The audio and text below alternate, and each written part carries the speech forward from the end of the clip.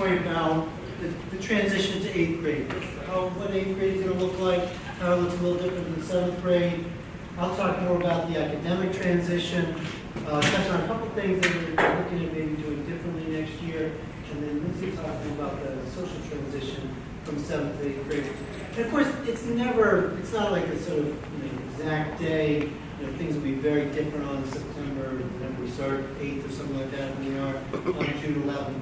So some of the things we talked about have already probably started to go in place, and certainly the social transitions, depending on your sons, and some of them started acting more like 8th graders months ago. Others will start acting like 8th graders until they're 9th grade. So it's sort of there's a range along the way. But you've probably heard me at some point in time say, so kiddos from 7th and 8th grade. 7th grade, we spend a lot of time on sort of getting them settled in, getting them to be comfortable here. And in 8th grade, we sort of push them to be uncomfortable here. And there is a reason. I mean, comfortable 8th graders are not always that fun to be around because they are really much more adolescent than your 7th graders. And then that's a good thing. It's a good thing for kids that, they get them comfortable, but by the time they get to 8th grade, they know their routines. They commute, they're used to that. If they had never changed classes before when they came in 7th grade, they're used to it. They're used to the signs at school, they're used to the schedule, they're used to where the buildings are, and the classrooms are, and everything like that. So it's really the time to ramp up many different things, whether it's community service day, instead of sort of raking the beach or the park or something like that, they go to an adult daycare center, a nursing home, or something like that. And depending on where they go, sometimes it's a little easier, but sometimes it can be a very out of their comfort zone experience. Bring them, a group we used to take to the place in Jamaica Plain where they put us on the floor with all the Alzheimer's patients. And we just said, boys, entertain them for the next 2 hours. And I loved that video of their faces for the first 10 minutes. But yeah, so there are a lot of things like that that we're trying to do to push them a bit. And certainly academics are a big part of that push next year. So it's going to be more rigorous. Certainly the 8th grade curriculum versus the 7th grade curriculum is more rigorous. Again, in places, some of those things that started to make the transition more in the spring this year, some of them later in the fall next year. But I'll give you just sort of a general overview, so go through some of the courses, some of the things you can expect that will be different next year. First off, there'll be an increase in analysis and critical thinking. And so that's going to show up a number of different ways. If you take a religion class, they're going to be asking much more morally ambiguous questions next year in religion class. The 7th grade's kind of easy. Romans killing the Christians, who's the bad guy? It's pretty simple. When you get into things like the Protestant Reformation, the Vatican II, some of those things, there is no good guy, bad guy. There's a much more question about, hey, to what extent is this better? To what extent is this an issue? And sort of really analyzing what are the causes of some of these things that go on as they look at the church history. Much more open-ended journal questions next year in religion class. In science, probably the most challenging thing they do in the 2 years happens in the fall of 8th grade, and that's the evolution unit they do. It's some of the thinking there is pretty abstract. Some of the guys are ready for that abstract thinking. Some of the guys are going to struggle with it a little bit as they try to classify different species and try to figure out, okay, and a lot of guys think, sort of getting guys to think that evolution isn't that one day an animal said, I'm going to grow a tail because that'll help me, and trying to get them to see, that's not how it goes. Natural selection and things like that. So they'll go through that. And that's going to be pretty tough for the guys in the beginning of 8th grade. We're going to ask them to make more connections between English and social studies. Although they did have more of that this year than they typically done in 7th grade. We'll do it again more in 8th grade next year. And science will come into the play as well. But in the social studies curriculum next year studies in English is what constitutes a just society. So they'll start in the fall with pretty much the whole first trimester will be on civics. So they'll learn philosophies behind government, but then they'll look at the American government, they'll look at the three branches of the government and go through that. And they'll get a foundation and okay, what are we supposed to be creating for a just society here in the United States? And then for the rest of the year, they'll look at challenges to that. So, and not just in the United States, but around the world, challenges like the issue of segregation and the civil rights movement. They'll do that, and when they get into the spring, this is, we're experimenting with this year, but much more of a research-based.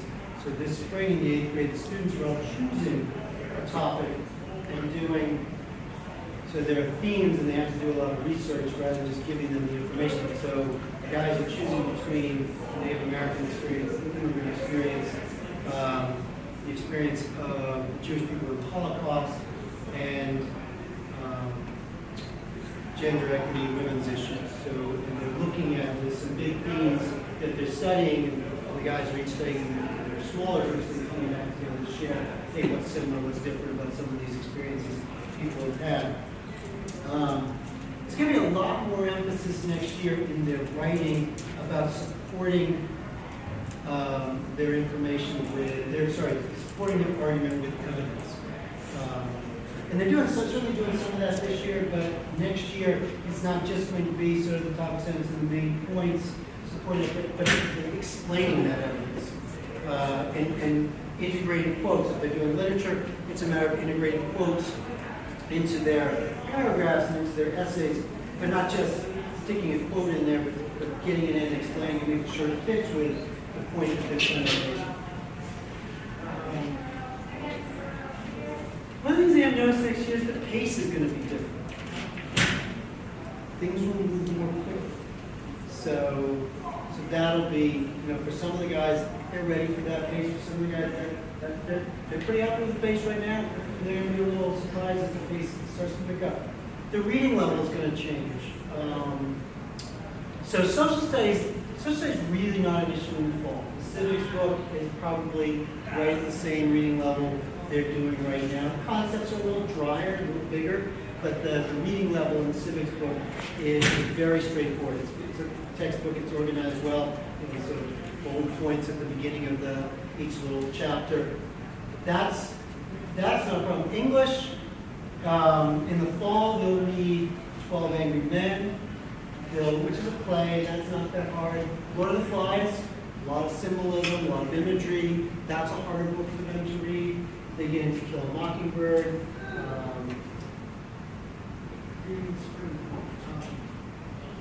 Yes. They usually Kill a Mockingbird this spring. I'm blanking on what they're reading this spring. But those, and To Kill a Mockingbird, which they just finished up, most of them finished up just before vacation or last week. Again, a much higher reading level than some of the books that they were reading in 7th grade. So that's going to jump up. Some of the outside books that they asked them to read, the level is going to be higher. We're also going to do a lot more complex writing, more complex writing. In 8th grade, they start to use 5-paragraph essays and social studies in English. They write This I Believe essays. You've ever heard This I Believe on NPR. So there's a format to it, and they write essays based on that format. Lab reports. So in science this year, a lot of what they work with, a lot of materials they work with comes from some online materials. It tends to be these sort of packets they do, and it sort of leads them through the steps, whether it's a lab or something in there. They're pretty short write-up. The questions are some very formulaic. Next year, they will be doing more labs and have more of a significant lab write-up where they have to sit down, particularly as they get into engineering. Recently, the guys, the 8th graders made all kinds of different bridges, and they write about what their theory was. They should be drawing the first bridge they tried to do. They talked about what worked, what didn't work, how they modify it. They go through the various modifications, and then they try to bring in the elements of what they were learning, tension and compression, how that added to how the grade work didn't work and what one of the pieces they did. So the lab reports they do in 8th grade science are fantastic. They put them through it. The standards are very high. They work with them on the writing, and they probably about 5 or 6 days lab reports, and you get quite a bit of writing in it. In English, they'll do more literary analysis. So where 7th grade, particularly the beginning of 7th grade, as they read through things, it's a lot more plot diagram and sort of just trying to figure out how the plot work, where the conflict is, denouement, and stuff like that. In 8th grade, they're getting much more into theme, symbolism, imagery, literary terms, and just answering the complex questions. Math is, for some kids, the biggest challenge of 8th grade. If your son's in the regular pre-algebra course right now, and he's going to be in pre-algebra 8th grade next year, that's a pretty easy transition. They're using the same book. The topics tend to be, some of the harder topics come at the beginning of 8th grade, but it's not going to jump up that much. If your son's in accelerated pre-algebra right now, he's going to go into algebra 1 in 8th grade, that will probably be his most challenging course next year. Handful of the 8th graders who take algebra 1 will find it's easy. Maybe most of those probably guys are probably in algebra 1 in 7th grade. So most of your sons, if they're in algebra 1 next year, that will be their most challenging course. I will send a letter to you in early September, late August, just sort of outline that. But if I could make anything for any pitch right now, it would be your son's going to be in algebra 1 next year. Pay careful attention to that from the first week of school, because what they're going to experience right away is the pace. It's a 9th grade course, and even if they're in accelerated this year, which is a faster pace than the regular, it's still a big jump in pace from the accelerated pre-algebra to the algebra 1. And they're going to, some of the guys, by the time you get to about the end of September, they're just saying, I don't understand, why can't you spend like one more day? Every day we're doing something new, And I think that's what an algebra 1 course is. That's how they do it. So, and the math is actually not that hard in September or October. Most of the stuff they've seen before, some element they've seen before with a little bit more, a little twist to it. But it does move quickly. And just about the time they settle into that pace, about mid-October, late October, the math gets going.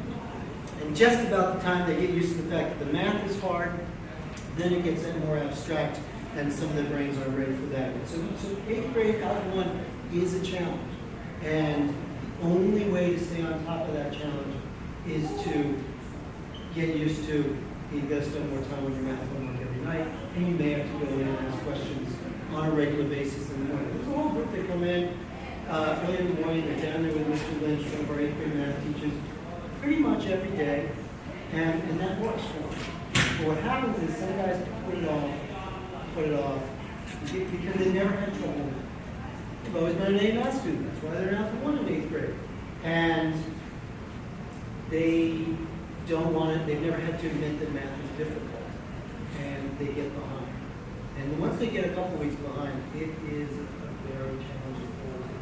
So that's just throwing that out there. That's probably the most common challenge for 8th graders is staying on top of algebra 1. If your son's in algebra 1 next year, he'll be in, if he's in algebra 1 this year, he'll be in geometry 1 next year. And that's just a whole different type of math. Geometry is very different from algebra 1. Some of the guys in algebra 1 go to geometry. It's wonderful. Geometry makes more sense than math. For other guys, it's a new challenge. So, languages, if your son takes Latin, Mr. Russo tells me that it's October when they start to really feel it in math. Because, they come back, in summer there's a bit of review of some of the main things that they learned this year, 7th grade, and then as they get into the end of September, early October, they start learning new material. Again, it's just at a faster pace. And the class is pretty similar, vocab, noun charts, verb charts, adjective charts, but the students are going to use the words in longer, more complex translations. In the spoken languages, Chinese, French, and Spanish, the big difference will be a move from sort of 50% the teacher speaks in English and students speak in English, 50% in the spoken and target language, to pretty quickly in the fall, it's going to be moved to about a 90% in target language, 10% in English, and the teacher really needs to clarify a grammatical point. So that's the big thing there. And just for those of you whose sons are in the advanced French course, one thing to be different next year is I think we seem to have enough students that we're going to split the 7th and 8th graders.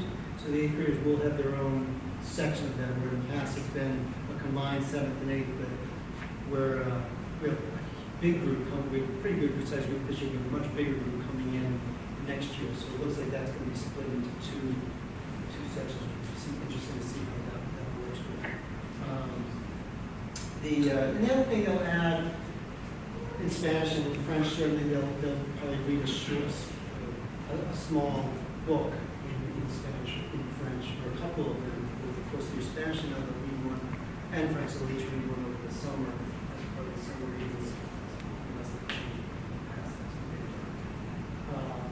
Any questions about the academic transition? Like I said, did it make sense? Or two things just keep in mind. Our guys will be ready. I mean, if they're being successful in 7th grade, they should be successful in 8th grade. But one of the things you see is, as 8th graders get more comfortable, it's trying to make sure that they keep the habits that are going to allow them to be successful.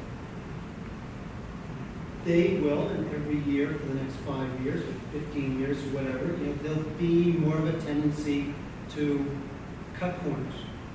And it's that difference, for instance, in Algebra 1, I know the guys who struggle, what they're doing, they're finishing the math homework, but they're not making sure it's right. So they do the problems, but they do the problems quickly. And they don't necessarily know how to do the problems, they don't know how to do it, they don't do them well. And that's different from the guys who work on every problem until they know it's right. Or if they can't get a couple right, they come in the morning and see the teacher and say, I couldn't get this wrong, this is where I got stuck. And that happens in Spanish. They have a worksheet and they've got to conjugate verbs, or they got to fill in the blank with the verb with the right conjugation. And they do it really quickly, and they don't pay attention to accent marks, and they don't pay attention to whether they put in the first person form or the second person form. They get it done. In English, that difference between they're reading To Kill a Mockingbird, and their teacher said you need to be paying attention to these themes. The teacher gives them study questions at the end for every chapter, and there's the guys who just read it. And they may read it like I might read something if I'm watching television, and versus the guys who read it, have read the questions before they start the chapter, are looking back at the questions, make sure they understand and can really speak about those questions the next day. So it is, and we'll talk about these things, I'm sure you'll talk about these things, but that's the difference in trying to get them to see that they need to not just finish work, but actually learn material. And the thing that's different next year, this would be something that Lydia speak about, is they have a lot more friends here than they did at the beginning of 7th. So the desire to finish my homework in 10 minutes, so that I can, when I say, I need to, I'm here at 7:45 in the morning, I've got 35 minutes, I'll spend that 35 minutes getting my social studies homework done. There should be plenty of time to get the social studies homework done. They are coming in early, there's no reason they have to get it all done the night before. But instead they get here and they finish their social studies homework in 4.5 minutes because they're really interested in the conversation going on around them, and they're going down to the cafeteria and they're hanging out there, and that's It's that they do it once. And wow, the socialized teacher didn't really check the homework that day. That's easy. So they do it again, and then they do it again, and then they get to the test. They don't know anything. And they bomb the test. And usually that's the pattern that creates problems. So just to be aware of that. And generally speaking, if they begin to struggle, it's going back to that difference between finishing the homework and really understanding doing it well. And again, this would be, as they go up through the grades, if you all think back, you remember this too, less and less of the work they do on a nightly basis is actually looked at and given feedback by the teacher. In college, we didn't get any feedback. We wrote a couple papers and had two exams or whatever every semester. And seniors are going to be closer to that than sophomore year is, and freshman year is, than eighth grade. So it's, it's a little bit each year of moving up that way. And some, a little bit. It's not a huge jump from seventh to eighth grade that way, but there's a little bit of getting them to say that these habits that you want to do.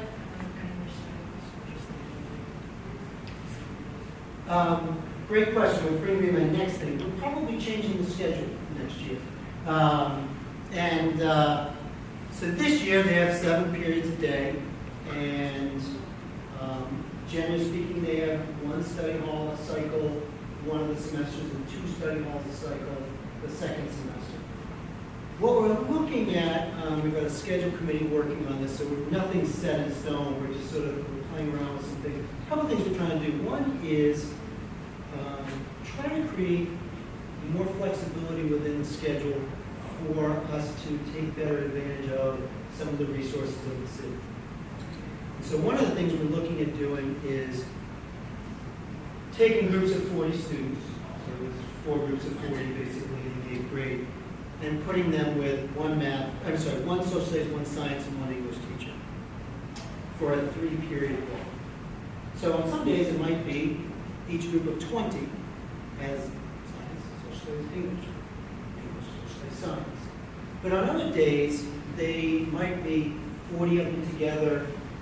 Maybe science has got a movie on evolution to show for 25 minutes. They come over here, they watch the movie on evolution for 25 minutes.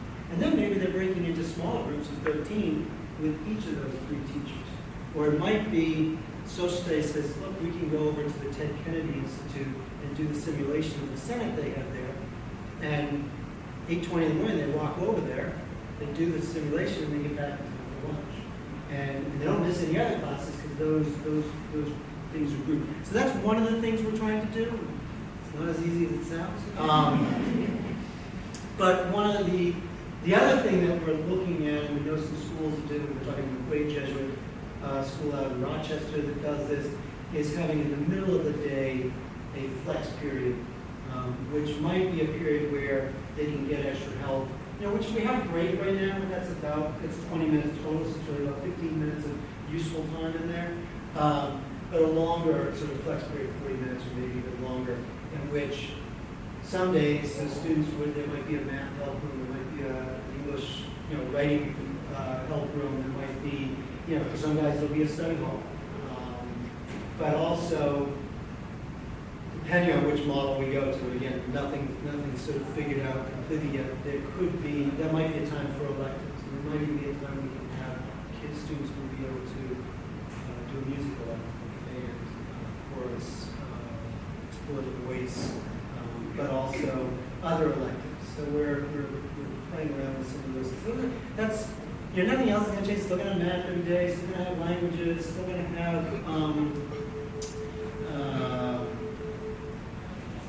religion.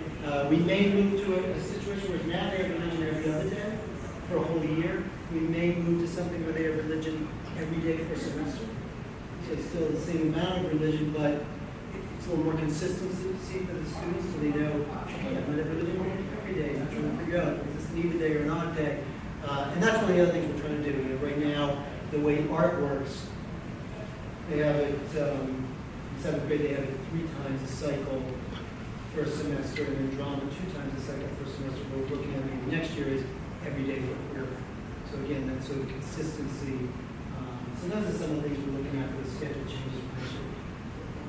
between now and the end of May, we're going to finalize all those changes and make sure we can schedule students for next year, something like doing over the summer. But that's some of the things we're excited about. I think it offers us some real opportunities.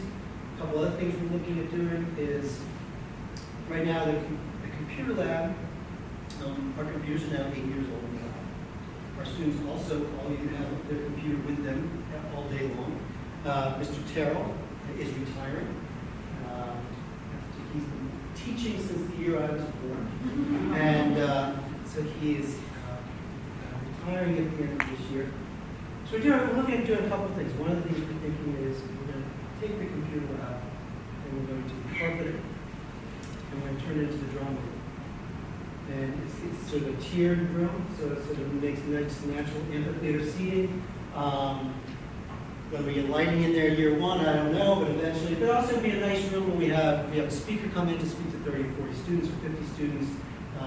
But again, a place for drama, because right now drama's in the theater, but they kicked out of the theater because it's an assembly or something else, so they're sort of the traveling people. So that'll be nice, and also bring the pedagogues right there in our division, easier for other teachers to make sort of contact with her and sort of integrate some of the things there. So then what about a computer lab? So we are looking at taking another space and turning it into, at the very least, a sort of project area, or things we really get going, what a lot of people are now calling a maker space. So it'll be a place with sort of tables, lots of supplies. So if they're working on a country project in social studies, the social studies teacher can take them down there, they can work on it there. But it would be a place where we would put a 3D printer. We have a 3D printer on campus. It's somewhere in a basement somewhere, only one person is allowed to use it right now. Put a 3D printer in there. You would probably have a bank of computers that students could use if they need something a little more powerful than their iPads at that point in time. In the greatest iterations, you've got, down the road, maybe things like laser cutters or power tools, who knows. But also a place where, like, our robotics guys, we have a pretty unique, robotics programming. They're working with all kinds of electronics like that they would use that room after school. Board game club would probably use that room. They've got lots of pieces everywhere.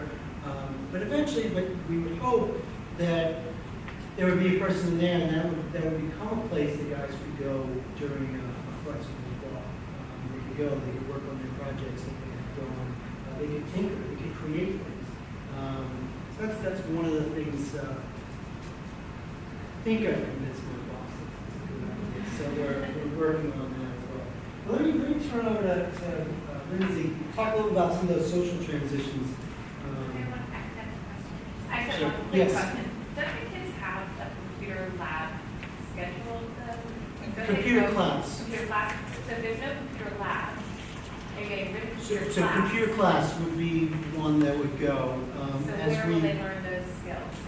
So, great question. Some of those skills we've then started to include in other classes. And the idea would be, there are some things, for instance, at the beginning of the year, they learn some of the apps they have to work with in social, the note taking they learn in social studies and community notability.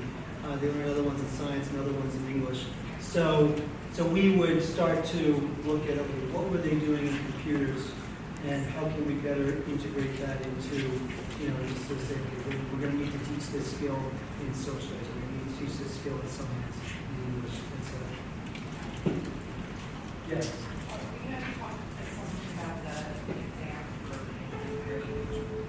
Exam for ninth grade. Yeah, I don't want to jump ahead. Yeah, we have a parent coffee on that in the fall. That's our first 8th grade parent coffee sometime in October. Very briefly, the HSPT is the high school placement test. So if you have a neighbor who's going to apply for 9th grade, he's going to have to take that test. Some of them take the SSAT, but most take the Good morning. SSAT. This is Mrs. Blessing with the morning prayer. Tomas Piantate, about 2 times here. I would ask all students to sit up, fold their hands, close their eyes, and be still. Please continue to be still after the prayer. In honor of Cinco de Mayo today, we're going to start with a prayer in Spanish.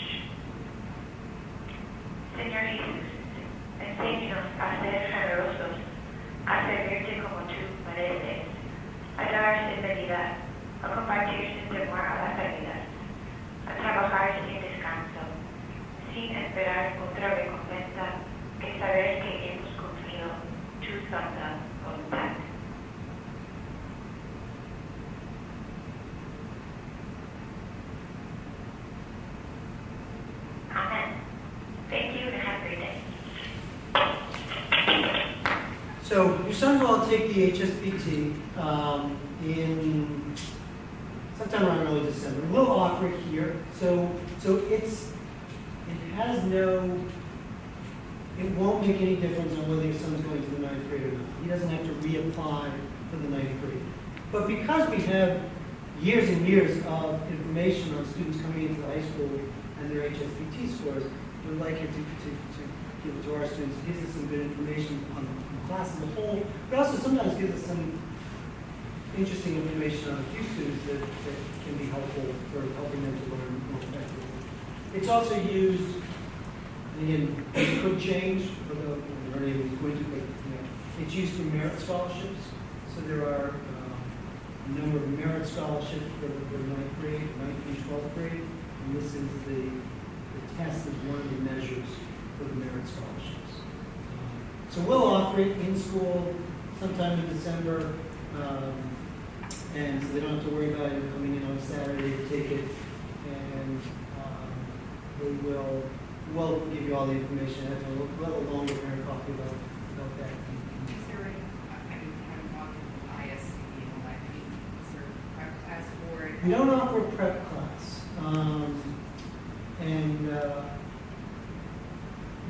So we don't have a prep class. We offer some after school stuff for the guys who want to do it, but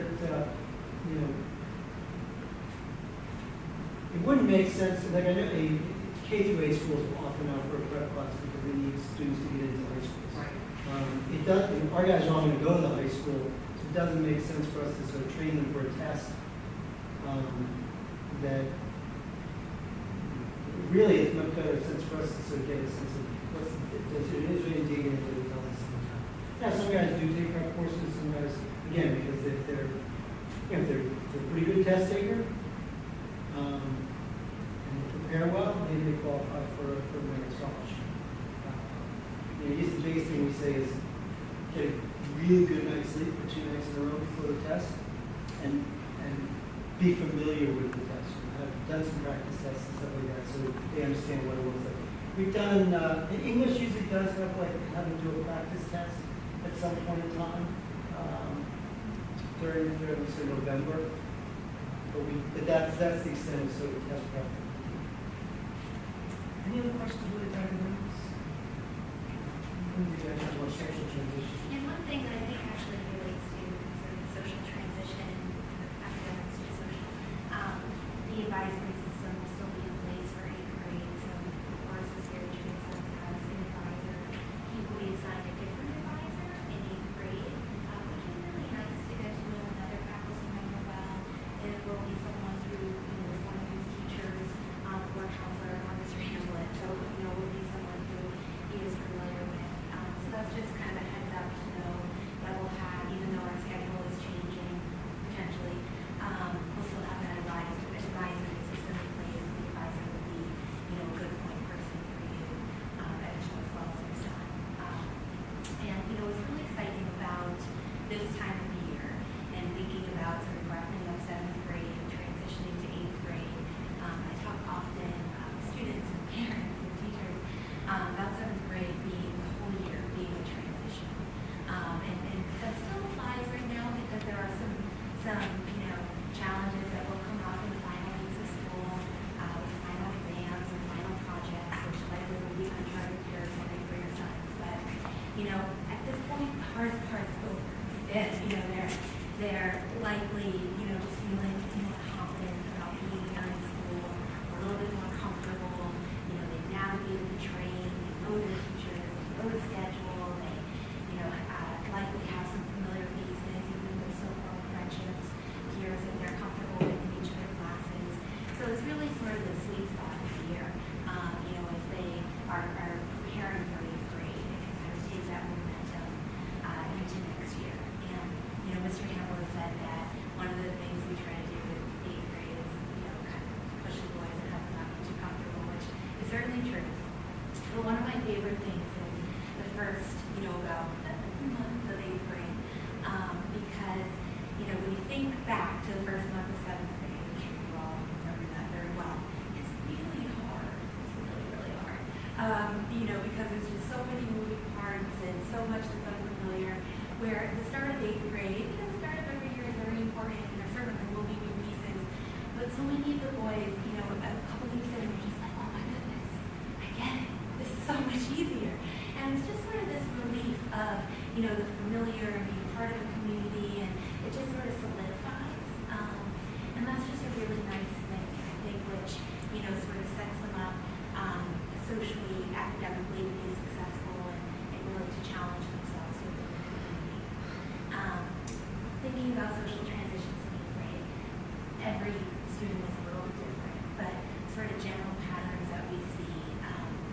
You know, we do start to see that students, you know, start to form more friendships. You know, I think sometimes in 7th grade, you know, I've had some conversations with some people about this. You know, the boys will come home and say, you know, I know this kid, but he's not really my friend yet. You know, not ready to have him come over. I don't know him that well. I just talked to him in science, you know, or, you know, we sit together at lunch, but, you know, I don't know if I'm a friend. You know, where in 8th grade, you know, I think it's that comfort that comes with starting here and just being part of the community. We start to see some of those friendships solidify a bit more.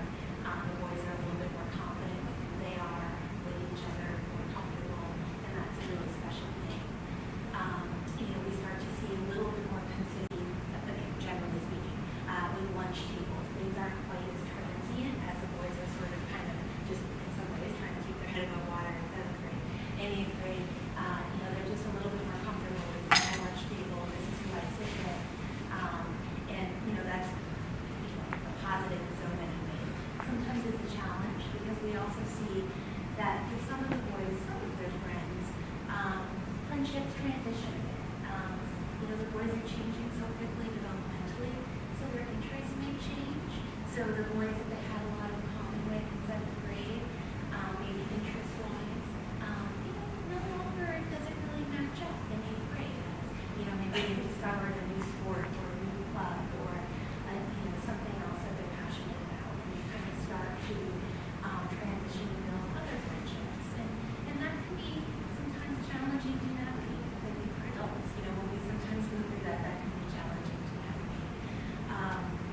The other piece that, you know, we sometimes see is as the boys are changing developmentally at this age, there can sort of be sometimes a dramatic difference in what they're interested in.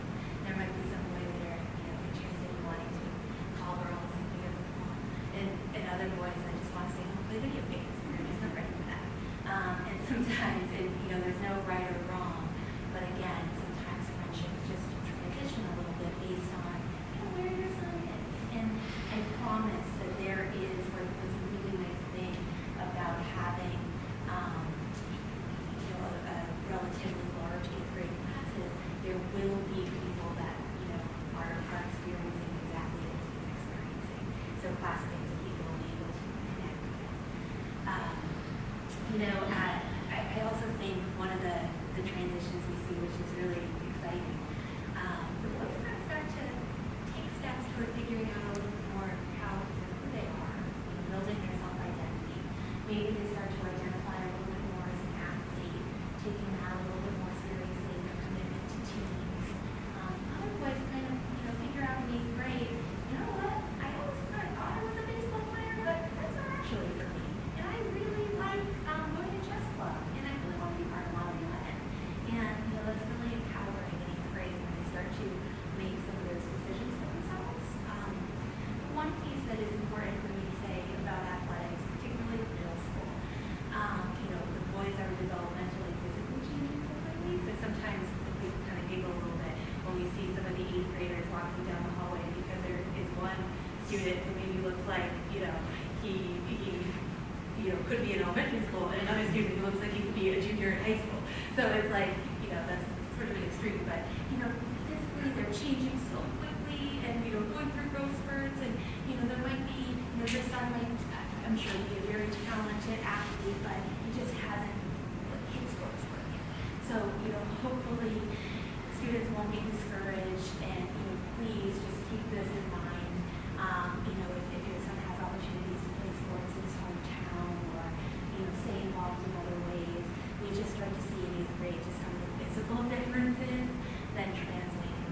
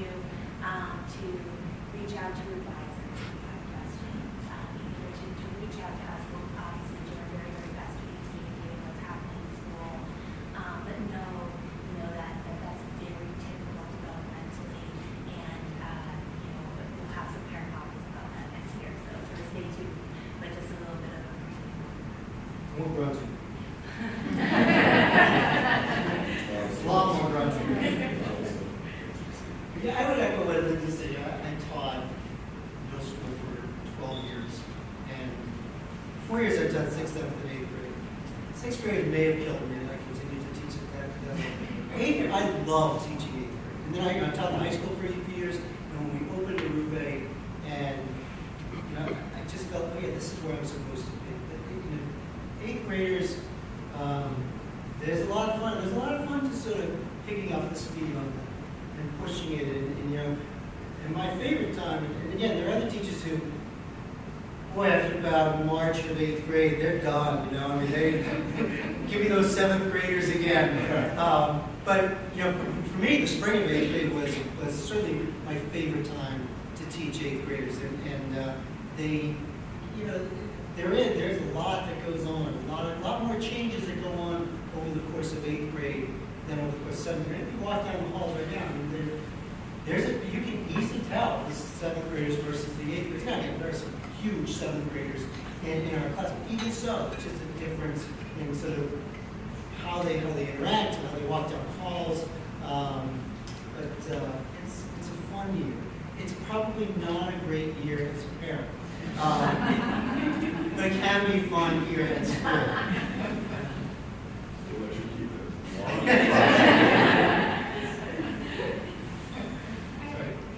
I can just tell you from being a parent of an 8th grade, you'll be driving to very far towns on Friday and Saturday night. In the 7th grade, I never drove any other town. And now I'm in Norwell at 10 o'clock on a Friday night, or I have a lot of smelly boys staying in my house too. It's become a total frat house. Friday, they had a lacrosse game, and I brought 4 boys home. I never brought a boy home at all last year. So Friday, I got 4. They all stunk. And I don't know who they were. I had names, and it was like, did your mother know you're here? Who is your mother? And you never hear from people because they just are on their cell phones. So I did eventually get a call from one mother to make sure I actually was a mother, like I was home. And but anyways, and then Saturday morning I was like driving to Hanover, to Norwell, So that's one thing you're going to actually wish they drove. Sounds crazy, but. Thank you. But the friendships, like you said, in the 7th grade, I think they kind of stick with their town people, and then in the 8th grade, it just explodes. So we're going to transition to a different advisor. Is there any sort of I know it's a large number of students, but is there some sort of a transition of information, the advisor working with them this year, and letting the other advisor sort of debrief them? And we do a couple things. One, we'll all sit down and do the advisory groups with someone who is just sit down with me. And whereas in the 7th grade, it's more geography that we, try to not have all the Milton kids in the same homeroom, and all the Citric kids in the same homeroom. Try to get, if there's a boy from Walpole and a boy from Foxborough, can we get them in the same homeroom so at least they've got somebody else who knows where their town is. And then, I read through all the files in the summer before they come into 7th grade. So I try to see, hey, is there anybody who may need, a certain type of, there's certain advisors that just, they know this guy's going to need that person. But going to 8th grade, we know them much better. Now, in some ways, there are some students that we say, these guys shouldn't be together in the same grade next year. They're not bringing out the best in each other. They need new friends. But also, we know, and so sometimes it's a kid struggling socially, but he's really made a connection with, his science teacher happens to be an 8th grade advisor, so that's an easy one. Or there's somebody who, struggling academically, and this advisor's strengths may be more of that. Some advisors are much better at sort of following the student who really needs that organizational help, and other ones are, better with the student who needs more of the social, thing. And some students need the person who's going to be, just a little bit, push them harder. So we do, there's a bit of that. A lot of guys can go in with any of the, 14 8th grade advisors. Some of them get me. Don't read into it in any way. One year I stacked myself with a lot of troublemakers. This year I've got the best advisory group ever. So again, it doesn't mean necessarily anything. Usually I'm paired up with somebody nice in my homeroom, so they get that advantage. I had the guy this year. Yeah, we do do some thinking on that. There are a lot of guys that we go with anybody, and they'll be fine. And then there are a number of guys that we know, and we also try to spread students out. So there may be hey, we got these 20 guys that are straight A's and never been a problem. I can give them all to myself. Maybe a great year, but so you spread some things out. I think the next meeting, I have this math teacher in seventh grade, who also teaches eighth grade math, or this teacher for seventh grade religion, she also teaches eighth grade. Would I have her again, hopefully, give me a different work? I said, I don't know. Some of it's the logistics of Yeah. put it all into the computer program and it spits it out, and then we go through and sort of look at, hey, does this make sense? And then there's some times that we know, hey, maybe this has not been a good fit this year, and so we try to change it for the following year. I think most, the majority of guys probably get new teachers in each subject. I mean, like math, the 2 7th grade math teachers only teach 7th grade, 8th grades teach 8th grade. Languages, there's one Chinese teacher, so they definitely have the same language teacher. Spanish, they were 2 Spanish teachers, so they could switch up. Social studies is 4, and English is 4, and science is 4. So chances are we'll get somebody. But someone will be the same person. Yes. Just curious, now my head's spinning about next year, but like as an incoming parent of a 7th grader, I really thought like our hands were really held in iPad ready and all the books downloaded and all that. Is that, do we get some sort of guidance again, going into 8th grade, like getting their, or knowing what books they're downloading? Or do they do that in school? So we'll send you all out the information again. It is the iPad help desk in August. We want to make sure anyone who's coming in new to the school gets an appointment there, because I think it just walk you through. Some of you with your sons will be able to say we can do this easily on our own. There's no reason to come in, regardless they might be out of town. So, but other times, if you think we have no idea how to do this, then you can call and make an appointment. So, it's nice when it's not new. Yeah. It's Well, I think my son will be fine. I mean, Just because they're in 8th grade is easier for parents, just because what to expect, you have your routine down, you know how that works. So, of course, I'm just giving you advice, but I think you'll be surprised at just sort of like you know more. And just a couple of things. The 7th graders come in before Labor Day for the orientation day. The 8th graders don't have to be here until the day after Labor Day, that Tuesday. The Labor Day is as late as it can be or something this year. So they come in after Labor Day. So even though we added a week on for the summer, it's still a long summer because of early Memorial Day and late Labor Day. Even though the extra week of school is basically the same. So it would have been a long summer vacation. It's a long summer vacation. So don't let them mind. So they come in then, and we still will spend the first 4 days, go back over digital citizenship as we did this year. Because it's not straight classes from day one. It's easing them back in, reminding them where they are, going over here. Again, it'll be a little different schedule next year, probably an easier schedule next year. We'll walk them through that. Same uniform. Yep, 7th and 8th grade, same thing.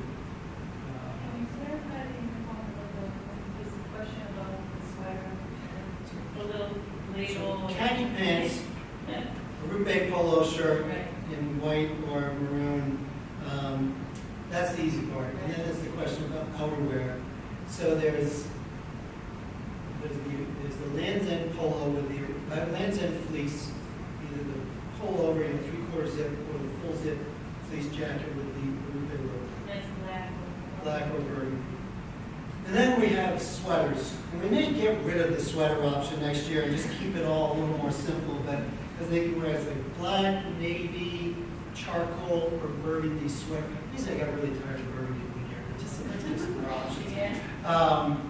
But then they're starting to bringing stuff that's more of a sweatshirt than a sweater, and you know, the fine line. And just say, hey, if I look it up online, it doesn't say sweater. It's not a sweater. So we may try to clarify that a little bit. I know that you're going to be wearing sweaters for the rest of the year, so we appreciate that. I know you're going to get questions about shorts, so I got a couple people asking about it. At some point in time this spring, Mr. Brennan, who's the Vice Principal for Student Affairs, will go on the intercom and say, starting tomorrow, you can wear shorts. That's when they can wear shorts. And we'll probably put it on the website as well. But and it's not going to be today, even though it's going to be 80 degrees. It'll be when consistently, you know, looking at the weather, it's going to be 80s and 90s for the next week or whatever, we'll go to shorts. The high school has a building that's not air conditioned at all, and the third floor microwave can be pretty warm. The cafeteria can be, you know, frigid, 35 degrees or so with the air conditioning going. Our building is air conditioned, not as great as I'd like it to be, but it does have air conditioning. And as, you know, I'm just like this every day, so when they complain about wearing khakis, there's not a whole lot of sympathy. I'm waiting for June 12th when I can come in wearing khakis and a polo shirt and my summer uniform. But yeah, it'll be, last year we didn't do it until June, because May was really cold last year. So. Yeah, make sure it's not a khaki dress suit, shorts, not gym shorts. Yes, the khaki shorts, they can wear cargo, but it's not the gym shorts. Not cargo pants, but cargo shorts, because we were told in the first year that no kid wears those khaki shorts that I wear. They will only wear the cargo shorts. So I said, all right, we'll give it a little bit. Yeah, so it's the same thing they can wear in September. So it's all September they can wear the shorts, and then for whatever time period it is in June. We will have used clothing sale again sometime the week after we get out of school, I think. It's when the 7th graders are coming in for their orientation, like your sons did in June of last year. It'll be June 16th and 17th. 16th and 17th, so. The Tuesday and Wednesday. If you want to bring your clothes, you can trade up. We get bags and bags of clothes donated, particularly from the 8th graders who never want to see them again. And again, some of them come in still in the wrappers, you know, because they bought them in the student outgrew them over Christmas vacation before they actually put them on. So we have, you know, there'll be some really, really, they're early, there'll be some ones in great shape, and then there's ones that are just like, I can wear whatever I put on them next year, so it doesn't matter. Sure. Anyways, we're around, so if you have questions, feel free to come up and talk to us. Thank you.